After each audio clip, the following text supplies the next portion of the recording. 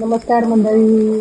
आई मला भूक लागली या चॅनलवरती तुमचं स्वागत आहे. आजच्या व्हिडिओमध्ये तुम्हाला मी दाखवणार आहे तंदूर पनीर टिक्का कसं बनवायचं.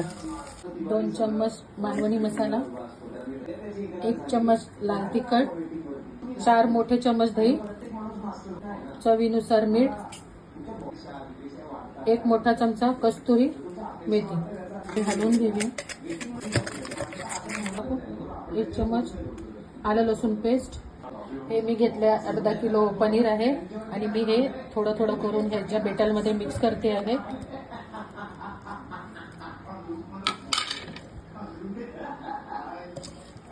हे तुम्ही हाताने मिक्स करा, चमच्याने मिक्स करा, पण चांगलं हे मिक्स व्हायला पाहिजे.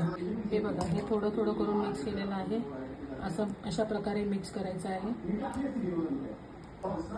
हे मी जाळी ठेवलेली आहे गॅसवरती गरम करायला. जाळी नसेल तर तुम्ही तवा किंवा पॅन तुम्ही वापरू शकता. आता तुम्ही बघू शकता मी शिमला मिरची, लाल मिरची, कांदा हे सगळं कटिंग करून घेतलंय.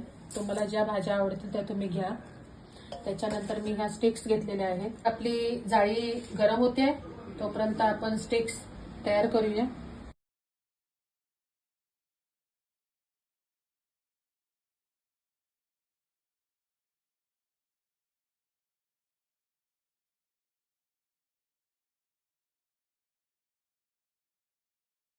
ही मगाशी आपण जाळी गरम करायला ठेवलेली होती, ती गरम झालेली आहे. आणि हे आपले आहेत पनीर. बघू शकता किती सुंदर दिसते.